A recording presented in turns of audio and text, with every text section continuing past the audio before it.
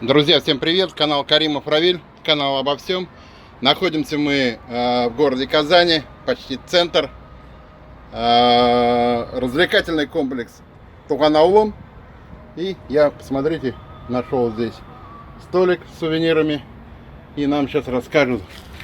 Здравствуйте, здесь мы продаем сувениры ручной работы от наших мастеров. Изделия из мраморной крошки, медно-никелевого сплава. Также традиционный чай, тюбетейки и все возможное. А представьтесь, пожалуйста. Бибарсов Ислам. Вообще замечательно. Посмотрите, у них здесь есть какие-то обереги. Это обереги, наверное, да? Это, да, брелки. Да, отливаются от медно-никелевого сплава. Вот здесь подсказ: медно-никелевый сплав, брелки отливаются. Сережки, подвески, все там есть. Браслеты. Давайте, расскажите. Ну, у нас здесь работают мастера, которые могут отлить вам изделия, которые носились раньше. Сережки, браслеты, кольца. То есть приходите, можно сделать. Также можно приобрести сувениры из мраморной крошки. Холодное тиснение по коже тоже можно пройти мастер-классы. Вот, например, вот такие, как обложка для паспорта. Также можно сделать себе брелочки. Вот, также мечи разные всевозможные. Лоза у нас мастер очень взрослый делает, из лозы плетет. Колокольчики, корзинки. И вот. По секрету, друзья, я скажу, вот это все находится в одном здании, в Мельнице. В Мельнице Туган-Аулом приходите, у нас 4 этажа. На первом этаже у нас костюмерная, очень хорошая. Можно сфотографироваться в исторических костюмах стилизации 16 века Казанского ханства. Почувствовать себя ханами, царицами Севимбике, татарскими девушками, воинами.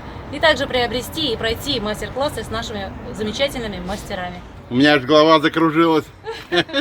А представьтесь, пожалуйста. Меня зовут Дина, Дине на татарском языке.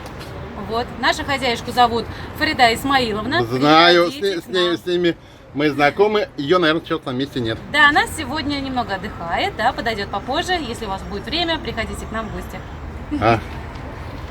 Спасибо. Пожалуйста, пока.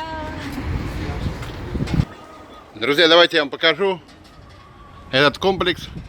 По секрету я скажу, что первым этот комплекс занимал я. Здесь находился музей самовара, выставка радиотехники и музей фототехники.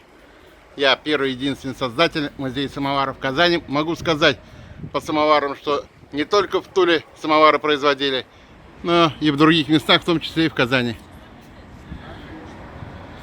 Спасибо, друзья, что смотрите мой канал. Кто подписался, тому нижайший поклон. Кто поддерживает мой канал, подписывайтесь, смотрите. До свидания.